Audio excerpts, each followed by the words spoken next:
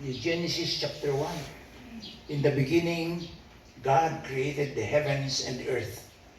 And then, in the presence of the Holy Spirit, verse 2, at damot ti Espiritu nga at dayjay nga hovering ko na hovering ko makit kaslano kalapati ket adatoy nga agtayab-tayab.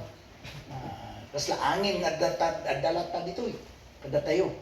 Amen. Adda ti presensya ti Espiritu Santo ijay.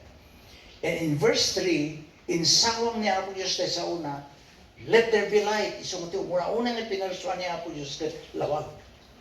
Una ni verse 2 nga sipnget lang dada incremente iti entero nga university. Awan pulos lawag. And then he said, let there be light. And there was light. Apag sa una, iti sa una, naadda ti lawag. So that, basahin nyo datoy. Ni Apo Jesus, maiso ti Diyos, the Word of God, nga aming isawang na matungpal. Saan nagmintis kakabsat ti sasaw ti Apo? Una na to, if you believe, numamati ka, you will receive whatever you ask for in prayer. Saan nga nang isuhang sa ukdete kakabsat?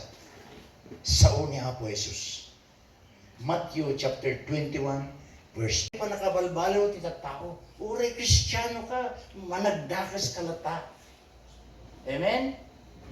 Espiritu ni Apo Diyos ti makin trabaho nga mangisubli kada tayo, mangdamiri kada tayo manin nga agsubli the character, the likeness, the image and likeness of God. So nga makita ti laing spirit-filled nga Kristiyano, isu da laing ti mabalbaliwan. Pakitang oray naman nagdakas idi, mao kasi kinadakas na agpalintag di tao. Kastamat kakabsat. Now, so ako na ni Apo Jesus. Datoy, basahin tayo amin. The Spirit of the Lord is on me. Kanya. At the Kanya, Espiritu ni Apo Diyos.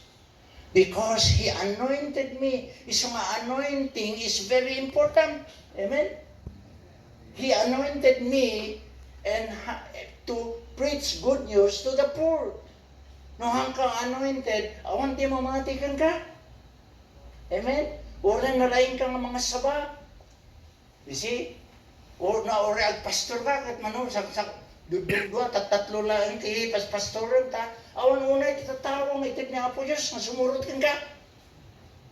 You see?